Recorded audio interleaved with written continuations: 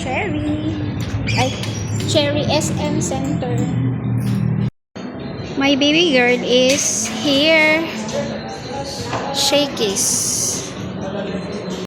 Mahirap mag-vlog today kasi kahit saan may background music. Kaya instead na live audio tayo, mag-voice over na lang ako para mas ma-share ko sa inyo kung ano yung nangyari sa vlog na to. Kaya tara! Andito na kami sa Shakey's para mag-lunch. Ito yung in-order namin kay Chinita, yung all plates na 299. Shrimp aglio olio naman sa akin and truffle mushroom chicken royal para kay Papa Ipong.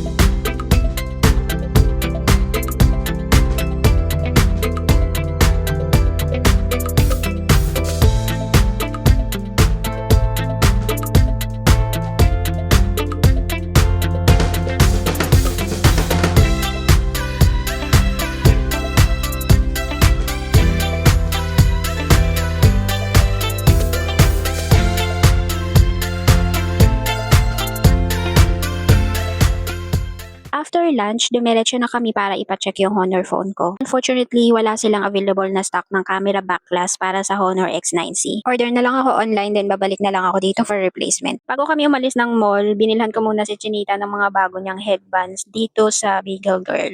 Madami silang cute na headbands dito and mga clips din.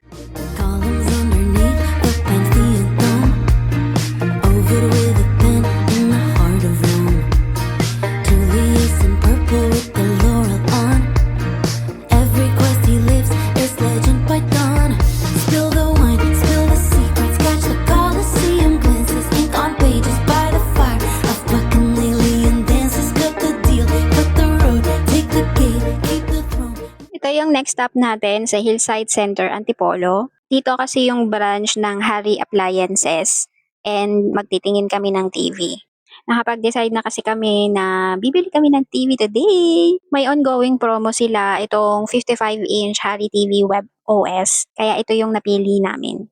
Para sa price niya, ang dami na niyang features. May 55-inch 4K Ultra HD display kaya sobrang linaw ng picture quality. Powered din siya ng WebOS kaya very user-friendly ang interface at mabilis mag-navigate.